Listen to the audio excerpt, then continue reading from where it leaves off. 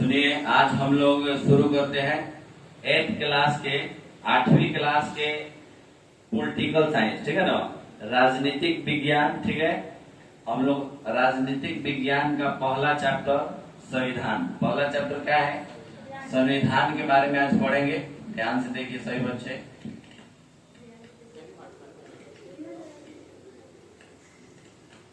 संविधान, सबसे पहले संविधान क्या है, संविधान क्या है, ठीक है।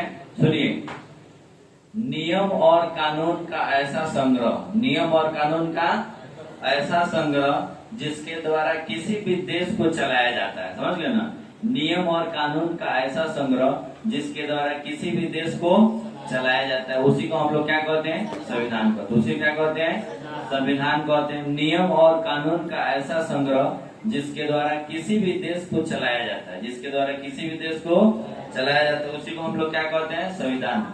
जितने भी लोकतांत्रिक देश हैं, जितने भी लोकतांत्रिक देश हैं, सब में संविधान की आवश्यकता होती है। सभी देश को संविधान की आवश्यकता होती है। जितने भी लोकतांत्रिक देश हैं, सभी देश को संविधान की आवश्यकता होती है। इसके लिए आप लोग दो चीज याद कीजिए। सबसे पहला लिखित संविधान कहाँ लागू किया गया था, अमेरिका में। कहाँ लागू किया गया था, अमेरिका में। सबसे पहले लिखित संविधान कहाँ लागू किया गया था, अमेरिका में। बात समझ गए ना। भारत का भी संविधान बहुत बड़ा है, समझ गए ना, भारत का संविधान बहुत बड़ा है। सबसे बड़ा लिखित संविधान है भारत का, समझ गए ना। सबसे बड़ा लिखित संविधान किसका है, भारत का। सबसे बड़ा लिखित संविधान किसका है, भारत का। अमेरिका का संविधान सबसे पहले लागू किया गया था। बात समझ ना। और सुनिए, ध्यान दीजिए, संविधान समझ गए। संविधान की आवश्यकता हमको क्यों होती है, संविधान की आवश्यकता क्यों होती है। अभी हम बताएं कि जितने भी लोकतांत्रिक देश है, लोकतांत्रिक का मतलब क्या होता है। संविधान को जानने से पहले एक और बात जानिए, लोकतंत्र, लोकतंत्र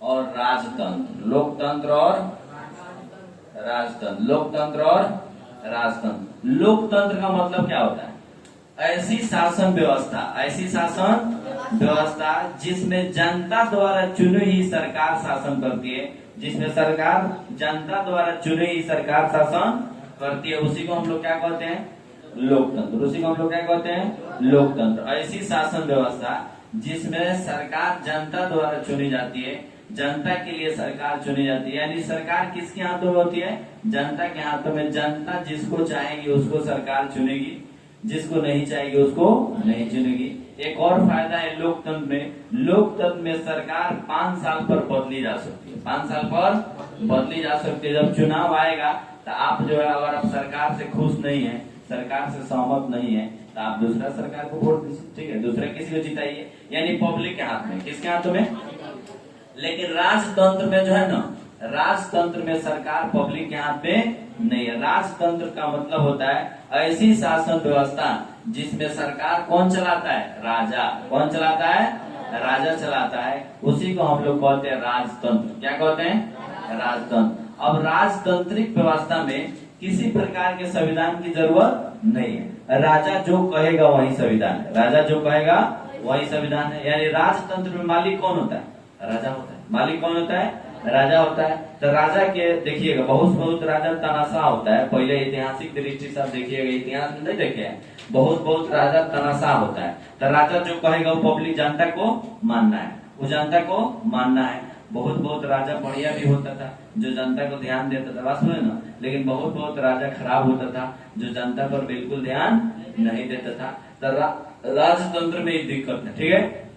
लेकिन लोकतंत्र में जो है ना, कोई दिक्कत नहीं है। लोकतंत्र में कोई दिक्कत नहीं है। लोकतंत्र जो है ना, जनता का शासन है। किसका शासन है, जनता का शासन है, जनता का शासन है। और राजतंत्र जो है ना, राजा का शासन है। किसका शासन है, राजा का शासन है, ठीक है। तो जनता का शासन अच्छा है कि राजा का शासन, जनता का शासन। किसका शासन, जनता का। ये पब्लिक अपना मन से चुनेगी सरकार, और खराब होगा चाहे बढ़िया होगा, वो चुनी है तो वही जाने की बात समझ ना। और जब खराब होगा तो 5 साल बाद बदलने का ऑप्शन है ना। बीच में भी कभी सरकार गिर जाता है। नेपाल में देखे ना, अभी नेपाल में कैसे गिरा है, बात समझ ना। नेपाल में युवा बल के कारण खाली जवान लड़का, बात सुने ना, मिल करके सरकार गिरा दी है। काहे, जब सरकार से पब्लिक संतुष्ट नहीं होगी तो सरकार गिर जाएगी। अगर आधा से अधिक देश की आधा से अधिक जनसंख्या खड़ा होकर कह दे कि सरकार अच्छा नहीं है तो क्या होगा, सरकार गिर जाएगी। समझ गए ना। जैसे आपका 145 करोड़ जनसंख्या है, 145 करोड़ जनसंख्या में आधा पब्लिक अगर खड़ा होकर कह दे, संसद में हो चाहे एमएलए में हो चाहे, देखिए अब इसके हिसाब से चलिएगा, सांसद के हिसाब से तो 543 संसद है, 543। अच्छा अभी हम लोग देश में किसकी सरकार है, एनडीए गठबंधन, एनडीए गठबंधन। तो अगर 272 को एमएलए खड़ा होकर सांसद 272 को सांसद पार्लियामेंट में कह दे कि इस सरकार से हम संतुष्ट नहीं है, हम इसके पक्ष में नहीं है, इसके विपक्ष में है, वही दिन सरकार गिर जाएगी। सरकार क्या होगी, गिर जाएगी। और जिसके पक्ष में वो 272 को सांसद जाएगा वही जो है क्या होगा, वही जो इसी की सरकार बन जाएगी। पब्लिक पर भी डिपेंड है। देखिए लेकिन भारत बहुत बड़ा देश है, बात सुनो ना, 145 करोड़ जनसंख्या को एकजुट करना बहुत मुश्किल है।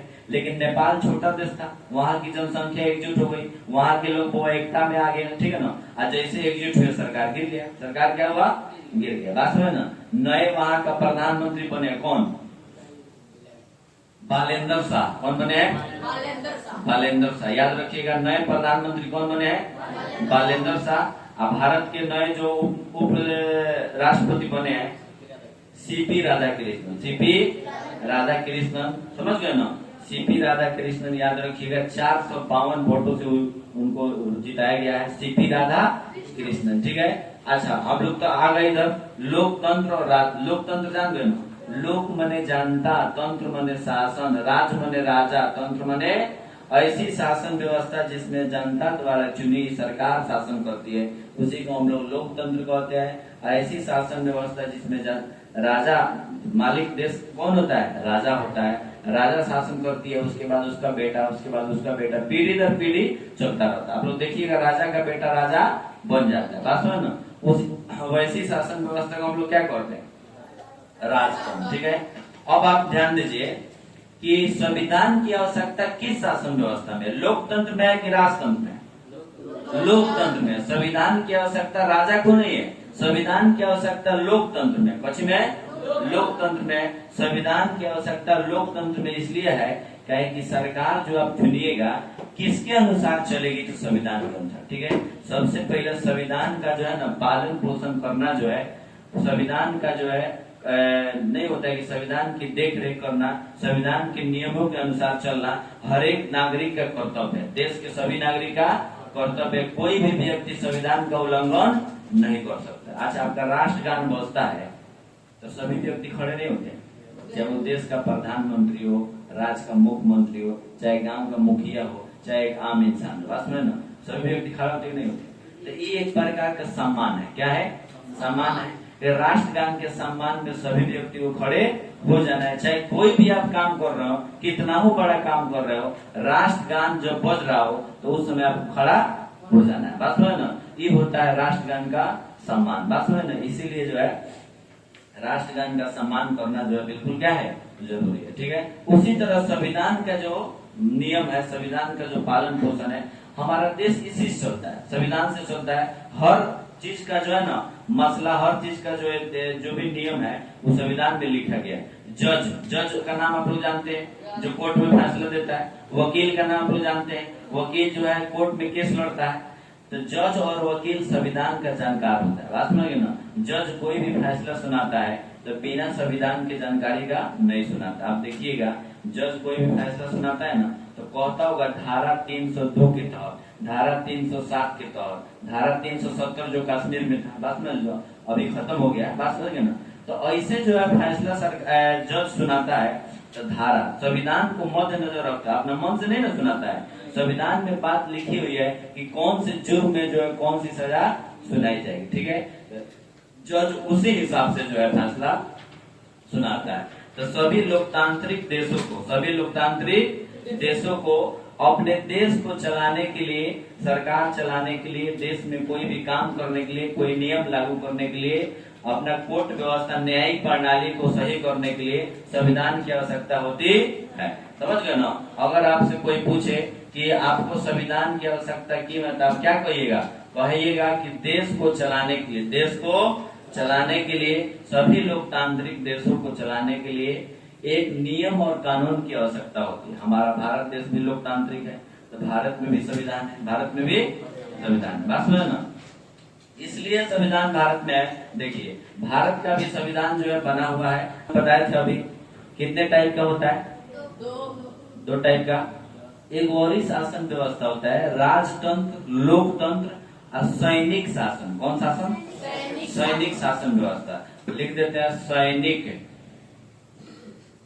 सैनिक शासन व्यवस्था। सैनिक मतलब क्या होता है जी? सेना। सैनिक मतलब सेना, बात समझ ना। भारत के पास कितने प्रकार की सेना है?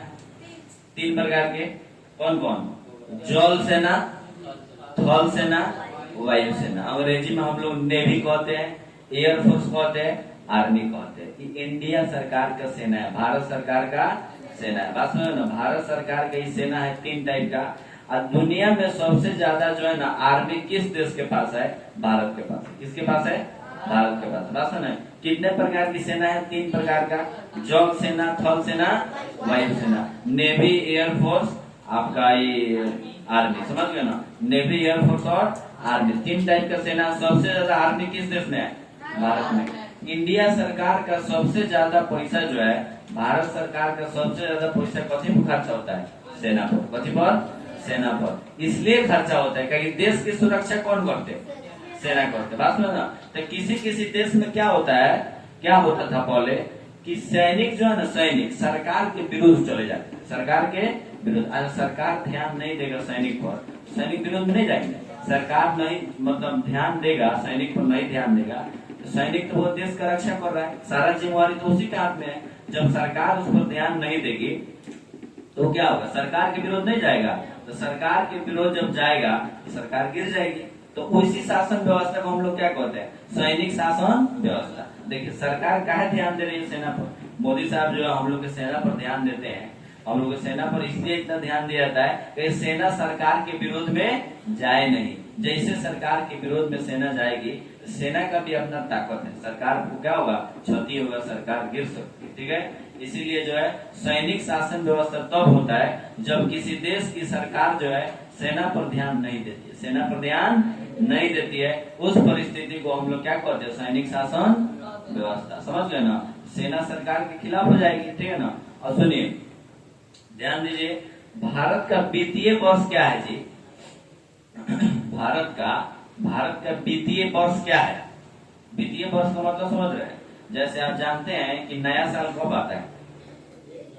जनवरी से लेकर के दिसंबर में 1 जनवरी को आपका नया साल है, 1 जनवरी को आपका नया साल है। लेकिन ओरिजिनल में भारतीय कैलेंडर के अनुसार चलिएगा तो आपका नया साल 1 जनवरी को नहीं होता, 1 अप्रैल से 31 मार्च, 1 अप्रैल से 31 मार्च भारत का वित्तीय वर्ष। भारत का वित्तीय वर्ष है 1 अप्रैल से 31 मार्च। भारत का वित्तीय वर्ष क्या है?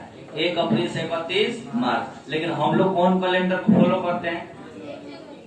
इंग्लिश कैलेंडर को फॉलो, अंग्रेजी कैलेंडर को हम लोग फॉलो करते हैं, जिसके चलते हम लोग पिकनिक कब मनाते हैं? 1 जनवरी को। लेकिन पिकनिक कब मनाना चाहिए? 1 अप्रैल को। भारतीय कैलेंडर के अनुसार वित्तीय वर्ष जो है आपका 1 अप्रैल से लेकर 31 मार्च है। इसीलिए देखिएगा आपका सेशन कब चेंज होता है?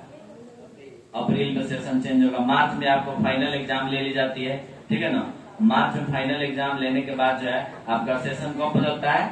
अप्रैल में बदलता है, बात समझे ना। ध्यान दीजिए, इस सब बात याद रखना है। दूसरा बात है सैनिक शासन व्यवस्था जान गए। 3 प्रकार का शासन व्यवस्था, एक लोकतंत्र, एक राजतंत्र, एक सैनिक शासन व्यवस्था, ठीक है। एक लोकतंत्र, एक राजतंत्र, एक सैनिक शासन व्यवस्था, ठीक है। अब हम लोग जानेंगे लोकतंत्र में जो सत्ता का बंटवारा किया गया है वो 3 टाइप से किया गया है। कैसे किया गया है? 3 टाइप से। एक होता है केंद्र सरकार। क्या होता है?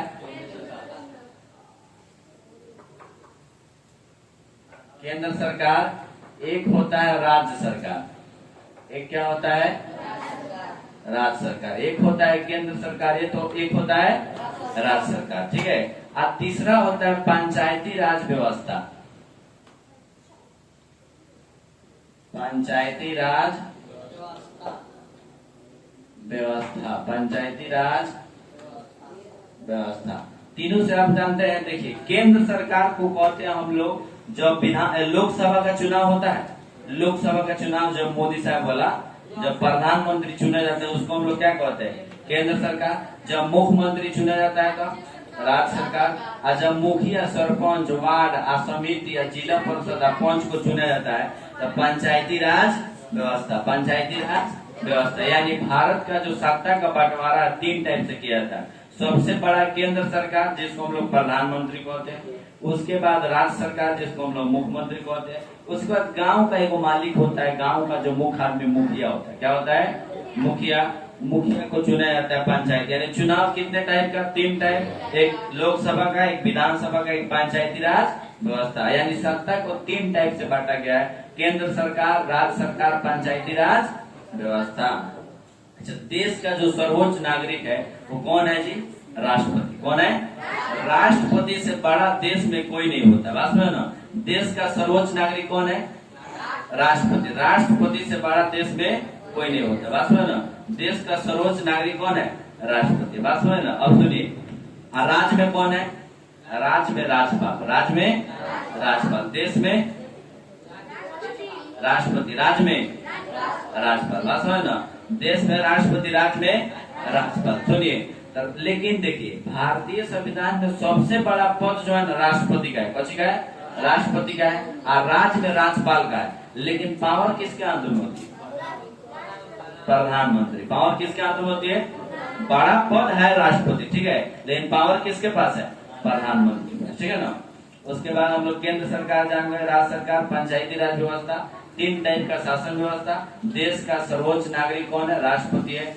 राज्य का सर्वोच्च नागरिक कौन है? राज्यपाल है। कौन है? राज्यपाल, ठीक है। अब हम लोग जानेंगे भारतीय संविधान। भारतीय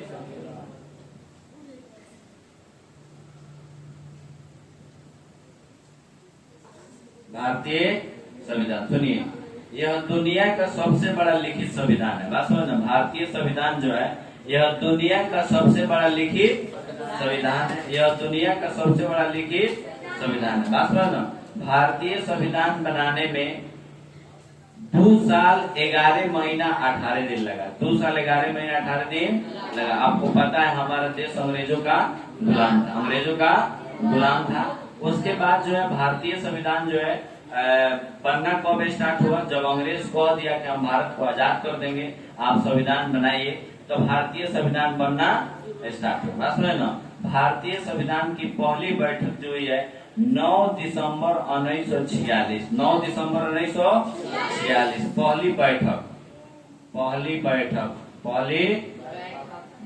कब हुई है? 9 दिसंबर 1946। 9 दिसंबर 1900 बनकर तैयार कब हुआ? 26 नवंबर 1949।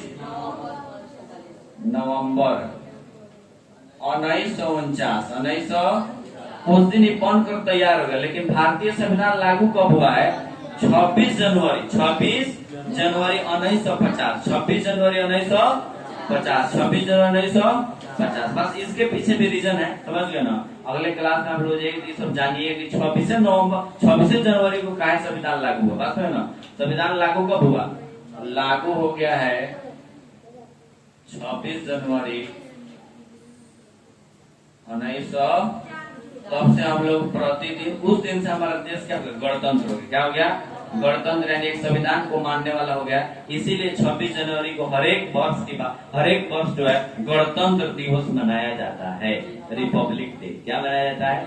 रिपब्लिक डे मनाया जाता है 26 जनवरी 1950 से। 1950 से कहा कि उस दिन संविधान लागू किया, ठीक है। भारतीय संविधान में क्या क्या हुआ? देखिए, भारतीय संविधान में मुख्य विशेषता हम लोग देखेंगे कि इसमें मौलिक कर्तव्य दिया गया है 10 गो। कै गो?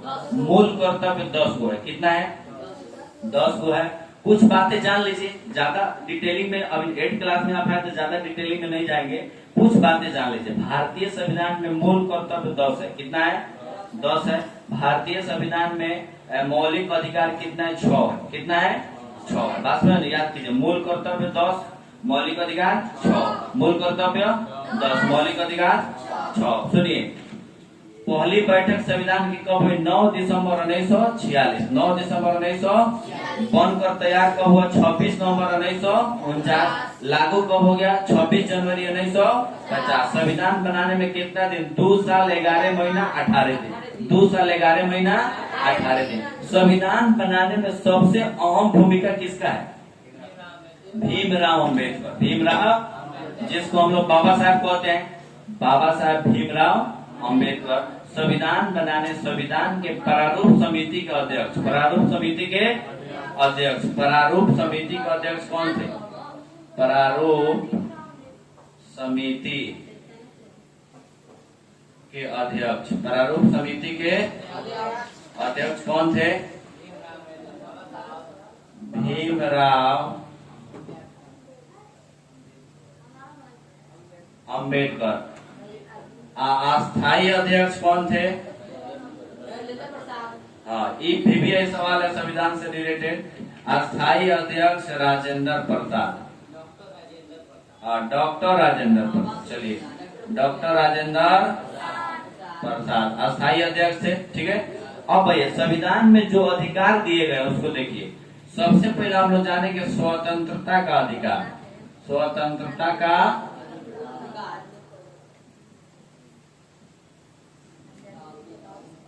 अधिकार, यानी आप भारत देश के नागरिक हैं तो आपको स्वतंत्रता का अधिकार है। स्वतंत्रता का मतलब हुआ आप जो मन करे वो काम कर सकते हैं। आपकी इच्छा जिस काम में हो वो काम आप कर सकते हैं, यानी आप स्वतंत्र हैं। आप क्या है?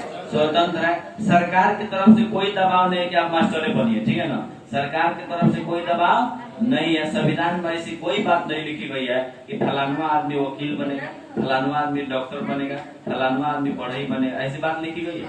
नहीं लिखी गई है। आपको स्वतंत्रता का अधिकार है, आप जो काम करे वो कर सकते हैं। ठीक है, बात समझिए ना। उसके बाद समता का अधिकार। समता का अधिकार, बात समझिए ना। समता का अधिकार, सभी को समान नजरों से देखना है। कोई व्यक्ति बड़ा नहीं है, कोई व्यक्ति छोटा नहीं है, कोई व्यक्ति बड़ा नहीं है, कोई व्यक्ति छोटा नहीं है। धर्म निरपेक्षता एक इससे रिलेटेड है।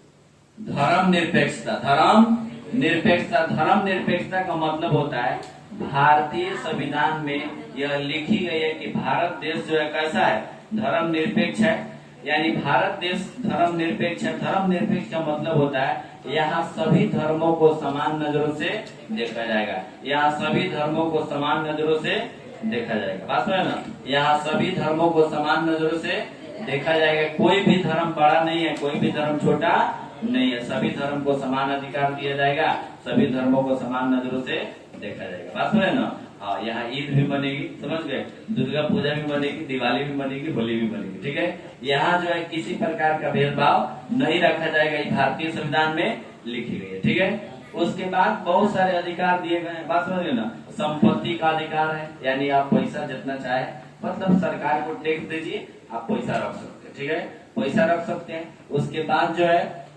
और भी बहुत बातें इसमें लिखी गई है। बात समझिए ना?